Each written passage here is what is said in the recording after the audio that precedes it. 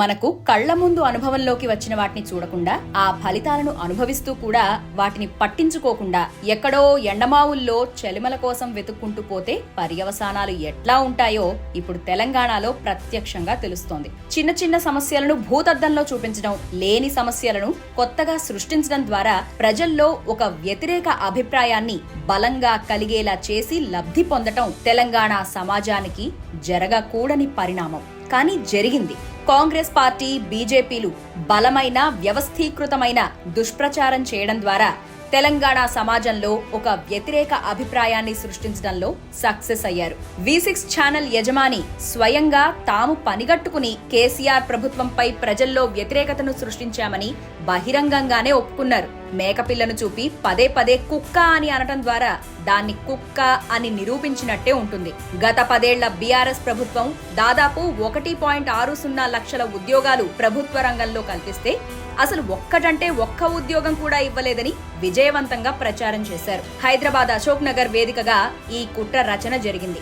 2 బస్సుల్లో నిరుద్యోగులను రాష్ట్రమంతా తిప్పి తల్లిదండ్రుల్లో విషాన్ని నింపుతూ వచ్చారు. ఎన్నికల తర్వాత అశోక్ నగర్ కోచింగ్ ఉద్యమకారుల్లో 2 రాజకీయ ఉద్యోగాలు దొరికాయి. అంతే, ఖేల్ ఖతం, దుకాన్ బంద్. ఏడాదిన్నర తర్వాత నిరుద్యోగుల కళ్లు తెరుచుకున్నాయి. మొన్నటికి మొన్న చిక్కడపల్లి సిటీ సెంట్రల్ లైబ్రరీలో కాంగ్రెస్ ఎమ్మెల్సీ అద్దంకి దయాకర్ ఏర్పాటు చేసిన సమావేశంలో అశోక్ నగర్ లో coaching centre owner Ashok sir అనబడే వ్యక్తి అన్న మాటలు ఒక్కసారి గుర్తు చేసుకోండి. ఏఐసిసి తరఫున మేం జిల్లాల్లో తిరిగి ఓట్లు వేయించాం, ఒక్కొక్కరు ఒక్కో జిల్లా అని టార్గెట్ పెట్టుకుని తిరిగి పనిచేశాం అని బాహాటంగానే చెప్పాడు. చివరికి కాంగ్రెస్ ప్రభుత్వం వచ్చిన తర్వాత ఇచ్చిన 50,000 నియామక పత్రాలన్నీ కూడా బీఆర్ఎస్ ప్రభుత్వం నింపినవేనని కూడా ఇతనే అంగీకరించాల్సి వచ్చింది. ఇది అశోక్ నగర్ కేంద్రంగా నిరుద్యోగులను అడ్డంగా పెట్టుకుని చేసిన పెద్ద కుట్ర. ఈ మధ్యన రైతు స్వరాజ్య వేదిక నాయకుడు కిరణ్ విస్సు, తెలంగాణ కాంగ్రెస్ వ్యవహారాల ఇన్ఛార్జ్ మీనాక్షి నటరాజన్తో సమావేశమైన ఓ ఫోటో వైరల్ అయింది.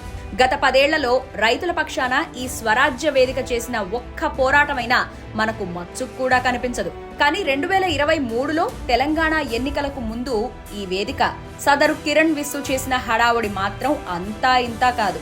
తెలంగాణ వచ్చిన తర్వాత ఆనాటి కేసీఆర్ ప్రభుత్వం నిబద్ధతతో చేయని పని అంటూ లేదు. ఒక వర్గాన్ని, ఒక మతాన్ని, ఒక సమాజాన్ని అని చూడకుండా తెలంగాణ సమగ్ర అభివృద్ధి కోసం, స్వావలంబన సాధించడం కోసం రేయింబవళ్లు కృషి చేసి ఆ శ్రమ తాలూకు ఫలితాలను అందజేస్తే దానికి అహంకారం అనే ముద్ర వేసి ప్రజలను ఆగం చేసిండు.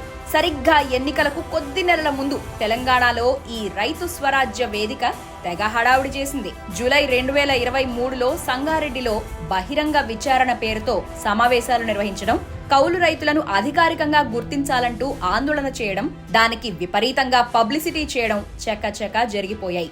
ఒక్క 2023 సెప్టెంబర్లో సరిగ్గా ఎన్నికల షెడ్యూల్ వచ్చే ముందు తెలంగాణలో 406 మంది రైతులు ఆత్మహత్యలు చేసుకున్నట్టు ఒక నివేదిక విడుదల చేసింది. సీన్ కట్ చేస్తే మీనాక్షి నటరాజన్తో కిరణ్ విస్సు మీటింగ్లు, రైతుల పక్షాన పోరాటం ముసుగు తొడుక్కుని ఒక పార్టీతో అంటకాగుతున్న వేదిక రైతులను పక్కదారి పట్టించేందుకు చేసిన కుట్రలకు ఇంతకంటే ఉదాహరణ ఇంకేం కావాలి? లగచర్ల రైతుల ఆందోళన, యూరియా కొరత, రైతు బీమా ప్రీమియం చెల్లింపులో ఆలస్యం ఇవేవీ కూడా ఈ వేదిక కంటపడవు.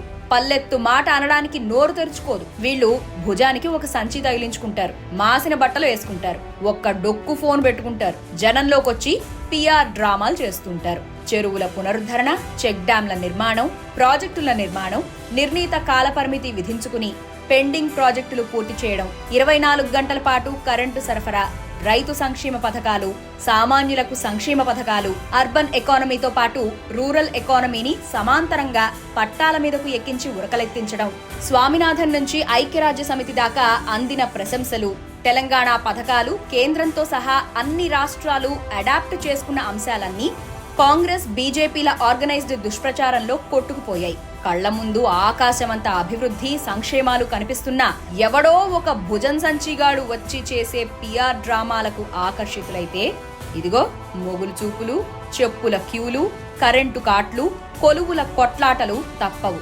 ఎన్నికల ముందు పెద్దాయన నెత్తి నోరు బాదుకుని మరీ చెప్పిన మాట వినలేదు. ఇప్పుడు ఫలితాలు చూసి లబోదిబో అంటే ఏం లాభం?